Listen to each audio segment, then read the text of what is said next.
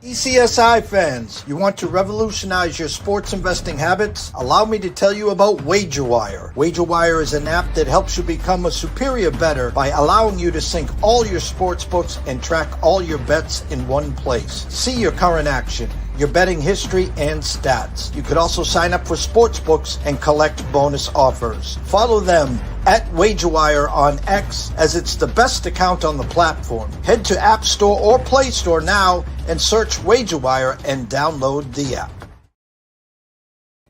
Good afternoon, sports fans, Hollywood, movies. Today is the day. It's Christmas. And I was just talking to good friend, Mr. Travis Geiger, CXO of WagerWire here. And we set up a show today, or he set up a show today to talk, of course, big day in Oscarville, I like to say here. I am a sponge. There is no Siskel and Ebert here. And so I live through Travis's eyes and respect him when it comes to the big day on the red carpet in Hollywood. So first and foremost, a shout out to our proud sponsor and partnership. It is WagerWire. Head on over to Google Play. Download that app. It is free. I promise you. Travis, Zach, Guy, myself, Amber, Holly, Matt. The list is endless. Come on board. We still got room for you. 2025 is going to be epic. I promise you. So without further ado, the true star of this show, Mr. Travis Geiger himself. What's up, T? Hello. Happy Oscar Sunday, Jeff.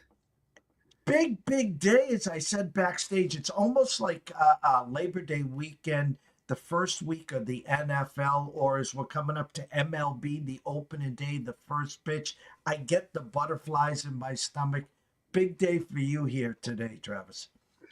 It's the day we've been working up to since we started covering the race at the Cannes Film Festival 11 months ago, where a lot of these films actually had their premiere. If we remember, Sean Baker, the American director, accepted the Palme d'Or for Anora. Emilia Perez also premiered at Cannes, and for the first time ever, Best Actress was given to multiple people. It was the entire cast, two of which are nominated for supporting actress we'll talk about. Also, 2 song nominations, which are now in jeopardy. The Substance premiered at the Venice Film Festival, where Demi Moore won, also premiered at Cannes, premiered at Venice, where Demi won Best Actress. I'm getting confused because her dog Pilaf was also a winner of the Palm Dog Award at Cannes, which is given to the best dog of the festival. But we digress. We're here to talk about the Oscars. It's been a long road, talking about everything going into it, and now we finally have our race, Jeff. Well, like the sports market, there's opening numbers. There's a lot of moving of numbers, a lot of steam, a lot of pre-flop favorites that are flopped and have moved way down. As social media, as sports wagering has become so much bigger in the world today, are you seeing the same thing in the market here? Best picture odds to start right there. Yeah. So as we look at these odds that are super swinging, and people talk about, the Oscars is narrative and momentum as much as it is about the picture itself. What's interesting in the public markets is the conclave surge has coincided with the Pope's illness. But if we run the clock back, the voting actually closed on January 23rd. And so this has kind of been locked for a long time. So everything that's happened in the last 30 days, it might seem like it's affected momentum, but it hasn't. But what was interesting about that window was because the LA fires happened during the original voting period, it was extended 7 days, and then it was extended 10 days after that. So you had 17 days longer of not only for people to see the movies, but for things to happen like the Emilia Perez collapse, where they went tied for the most nominations in history with Titanic and Lord of the Rings, down to could walk away with 0 Oscars, is actually something that I have money on. Zoe Saldana is still the favorite there, but they completely fell off. Also, you'll notice the Brutalist, which was almost a lock for an Oppenheimer type of run, has totally fallen off. So a lot of interesting stuff there. That's really like a 3-horse race, but what we're looking at is these two. And I want to talk about kind of the run that each of them has had. We talked about Palme d'Or can, Sean Baker. It won the Producers Guild, the Writers Guild, the Directors Guild, and the Critics' Choice Award. It was the only Critics' Choice Award to ever just win Best Picture, but nothing else. This is a directing award. This is a directing award. This is not necessarily an indicator, but it's super interesting. Conclave has the golden indicator, which is the BAFTA, and pretty much nothing else. The Screen Actors Guild Award is actually huge because they won Best Ensemble, their equivalent of Best Picture. That's the most recent major film festival, award show before the Oscars. Conclave has the momentum, and Nora doesn't, despite being more decorated and the heavy favorite. So our pick is actually Conclave at plus money. Plus almost 3-1, plus 290. You've been talking about this for a while now when we do shows and stuff and in our groups and stuff. So we'll be definitely keeping an eye there. And a 3-1 here versus a minus 200 in my eyes. That's great value, sir. It's great value, right? So if we look at the value journey of these in our nifty little graph that we do here, you can see the Brutalists have that crazy fall off right there. So, and the reason for that, Travis? Yeah. So that was around the time of the Producers Guild of America Awards. So the fact that it went to a Nora really knocked a lot of wind out of its sails. And then Nora also winning the Directors Guild Award with Brady Corbet getting stiffed. And then the BAFTAs created this slide like that. And then a Nora, the inverse, happened to jump. But what you'll realize too is Conclave has kind of been chugging along, and there's still a little bit of value gap here, but that's past the Brutalist even kind of recently as last week. But again, the votes were locked right here. So super interesting to see momentum changes when the ballot has already been with PricewaterhouseCoopers for a month. And there's no way, there's no inside info, no one whispering around to get any inside info. This thing has been locked for a month now. Yeah, that's why you can vote on it, actually, is it's like a verifiable outcome. So actually, PricewaterhouseCoopers has made a big deal out of being the vote counters, and they're the guys that walk in with the briefcases, all dramatic and whatever, right? And so they say it's like a verifiable outcome that you could even audit from, like, these official ballots from the Academy of Motion Picture Arts and Sciences members. Well, no cheating the system like in some of the NBA lottery ping pong balls. How's that? I thought this was just fun to look at kind of how the substance drew on Kubrick in a bunch of different ways. 45 years ago, The Shining, 1980, Red Rum. Red Rum. So we're going Demi. We've been on Demi for a while here. Actually, what me and Zach did was, knowing Demi was going to walk away with the SAG award, we put money on her she was about even with Mikey Madsen at the time. So we put money on her in her Oscar race, and then sure enough, the SAG awards swung her way into the money. This is still this is another 2-horse race. It's still technically close because, remember when the ballots were locked, but let's look at Demi's momentum. I think the reason that she really takes this home is because she has the narrative. The Golden Globes kind of kick off the major awards run, as we were talking about before, and her speech just really knocked it out of the park. She's, first of all, in that film, it's kind of a meta portrayal of an actress that's trying to figure out who she is in the second part of her career, her life. And Demi had never been recognized with an award in her entire career, which I think is pretty freaking awesome. And she was really charming and made a moment out of it. And then same thing at the SAG Awards. It's like full circle. I think that she actually has what it takes to bring it home. And her film, The Substance, is fantastic. One of the most insane locks on the board. Now probably not even worth it at minus 1,500. The distant second is Wicked at plus 1,400 for hair and makeup, and it's pretty clear why. Interesting, also full circle moment. Demi was at the butt of the joke that, Jada was at the butt of the joke. Part of the joke that got Chris Rock smacked in one of the craziest moments in Oscar history. That was 3 years ago. And then Will Smith ended up accepting the award for Best Actor. Could it be that now Demi accepts the award for Best Actress? I wonder if Conan O'Brien's going to bring that up or not. I'm not entirely sure. I'll say no. Okay, let's look at the actor race. Super interesting. Now, Jeff, I want to pause and say, have you seen many of these films? What do you think of what we've talked about so far? Again, truth to be honest, I did not see many of these films. I kind of get my crib notes and all my notes from following you, your timeline, your talks, our chats. You're my Siskel and Ebert. How's that? Fair enough. Two-horse race for Best Actor, and our money's on Chalamet, to be completely honest with you. Even though Adrian Brody for The Brutalist is still the favorite. I think The Brutalist lost a ton of momentum. Chalamet, you won the SAG. He's a hot pick. So, I don't know. Does this, as the night is progressing and these favorites are losing, and you're sitting in this studio with all your this big award ceremony with all these your colleagues, and you're all set up for a big night, and they're reading the nominees and you're the favorite, and you're getting ready to get up and you lose, and then you lose again. It's gotta be like, oh my God, where's the exit? And there's still 3 or 4 more to go. Yeah, that's how Bradley Cooper felt last year with Maestro. He got totally screwed. They won hair and makeup. Oh my God.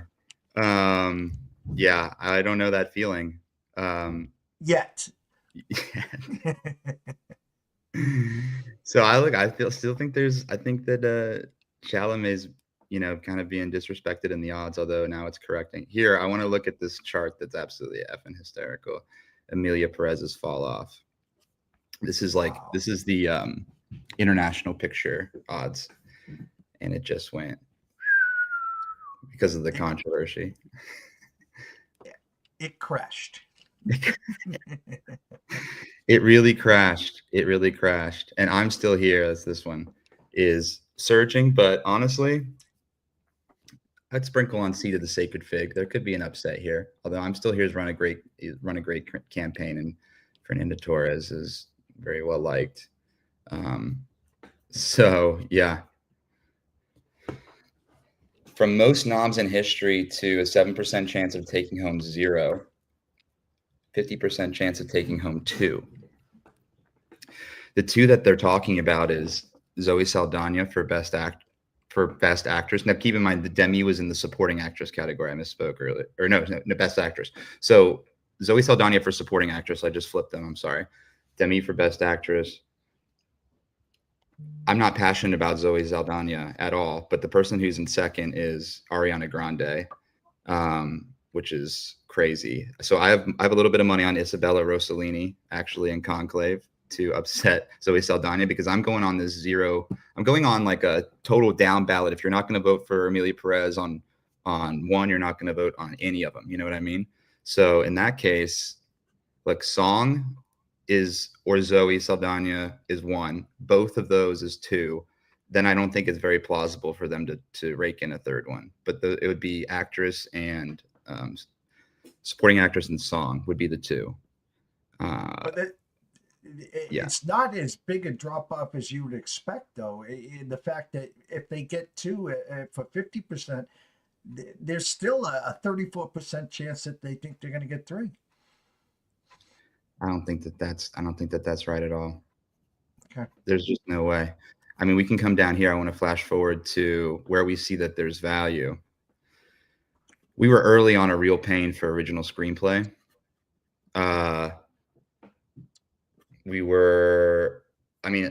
There's value here, I think, over Wicked, but I'm also kind of biased against that kind of production design. This is the race to watch, right? The best song category, because there's 2 songs that are in Emilia Perez that are up, but this is kind of the third option here, and it's a movie that no one's really seen. But look, just overnight, or since Thursday, since the 27th, it's gone from plus 750 to plus 370. So we got in at plus 750. We're showing you where we got in, at least on all these, and then the movement. because we've been been capping this the whole time. Yuck is so interesting for it to come on strong like this animated short. Again, the ballots have been locked for a month, so it's just whether it's clarity or whether it's like momentum or whether it's Schrodinger's ballots or something like that. There's a ton of odds movements here, even with just the telecast 4 hours away. Well, you got in some great spots, and I'd like to say you're kind of moving the market in a few of these spots there, Travis. Well, it's all about the narrative and the momentum, which is what we now here. If people want to know just like what to for sure put on their ballot, like Oscar ballot, if they're at an Oscar watch party and they, there's 1, 2, 3, 4, 5, 6 that you just want to get right no matter what, this is what we would recommend. This is the Travis Geiger ballot locks, correct? Indeed, it is. I mean, look at the supporting actor from minus 1,500 to minus 6,000.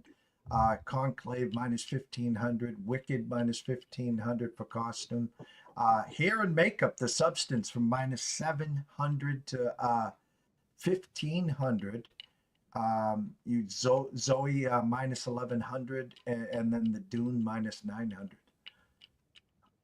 Yeah, so this would be the biggest upset on the board. I mean, I want to talk about the cinematography race before we go, because I had the pleasure of going to the Kodak Awards, where I was with Ed Lockman, our friend, who's the cinematographer of Maria, right? And then Lowell Crowley was there too. He's the cinematographer of The Brutalist. And actually, if you guys want to play along in our Oscar pool, you can win a Kodak film tin signed by both of them, and this nice little pin I got on this side.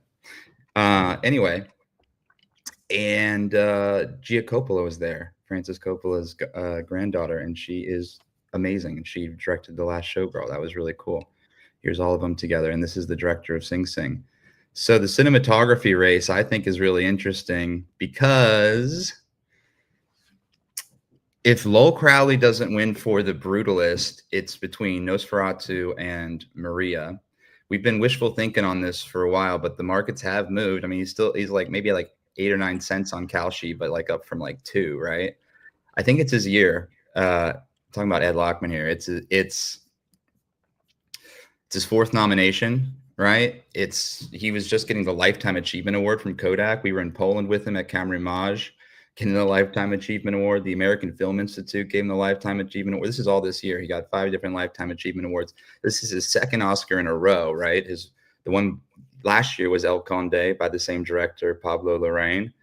Now, it was a black and white vampire movie. Nosferatu, also notably kind of a vampire movie. So I think like maybe people might discount Nosferatu and put Maria ahead of it because that film, a similar film was kind of there that he did. Now his 2nd nomination in a row, same director, Maria, with Angelina Jolie, who people think maybe was snubbed for her role as Maria Callas being nominated.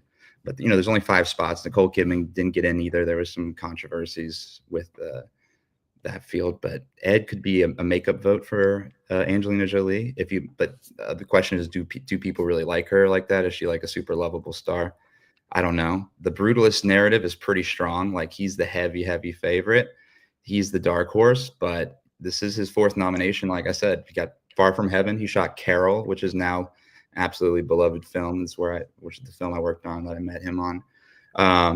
El Conde, and now Maria. He's been on that ballot a lot. He's got the respect of the industry. There's something to be said about this field is not as strong as the ones he's been in before. He lost to Oppenheimer last year. He lost to The Revenant, one before that. And then actually the first time he was nominated, Far From Heaven, he lost to Conrad Hall, who was awarded the cinematography Oscar posthumously. So that could be considered a legacy Oscar. And now full circle, Ed might be able to pull that off. He's pretty beloved. Keep in mind, actors love cinematographers, good cinematographers, because they make them look good. Actors are the main voting base of the Academy, just by numbers. So I don't know. I'm just trying to make all the cases I can for my guy. I hope he gets it. We'll be watching. So we got a couple hours till this begins. From now till the start, what does the day look like for Travis?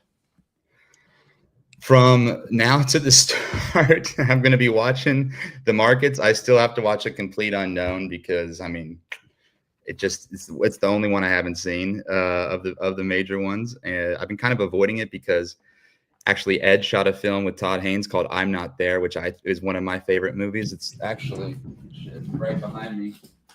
There you go. So in this film, Kate Blanchett, Christian Bale, Heath Ledger, Richard Gere, and Ben Whishaw all play Bob Dylan.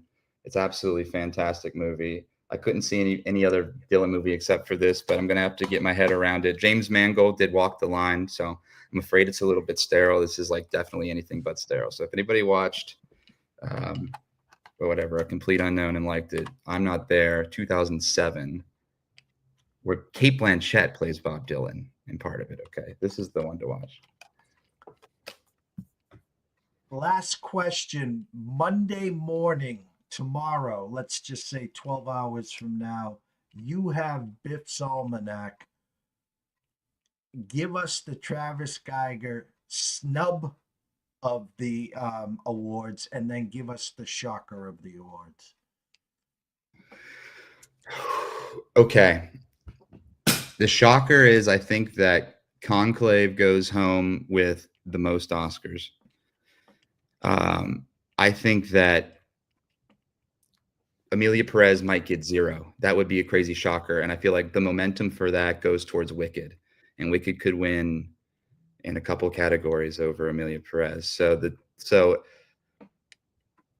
Brutalist is going to walk away, I think, disappointed. They're going to be the real loser here. I hope, because if Brady Corbet, I think, loses to Sean Baker in the director category, I think they lose to Conclave in the picture category. I think that Chalamet beats Brody in the actor category, right? And if Ed beats Lowell Crowley in the cinematography category, it could be a bloody night for the Brutalist. Oh, we can't wait. We can't thank you enough here, of course, to get everyone up to speed, to get me up to speed. At least I know what I'm looking and listening for tonight. Scroll has been going the whole time, Travis. Of course, everyone knows they can follow you on WagerWire at WagerWire CXO. Give everyone a little brief what the month of March and April looks like for you and Zach, Guy, and the rest of WagerWire. March 12th in New York, the Starties were throwing an amazing party and award show for the best startups in the gaming space. March 12th, you can go to thestarties.com and get tickets. It's going to be amazing. Also, look for our March Madness coverage coming up. And if you want to work with us as an affiliate and do some cool stuff with sportsbooks, go to thewire.careers and check it out. Go follow Travis at WagerWire at CXO, of course. WagerWire, always awesome to have you. Usually on Fridays, but hey, anytime, nothing better than a Sunday 3:00 chat. T. Yeah, Oscar Sunday. Good luck, everybody. Want to thank everyone. Great turnout on Twitter as well. Everyone enjoy the Oscars. Keep eyes and ears, tabs to what Travis said. Put maybe a little pizza and beer money on if you have some fun with some friends watching this, and we will see you soon.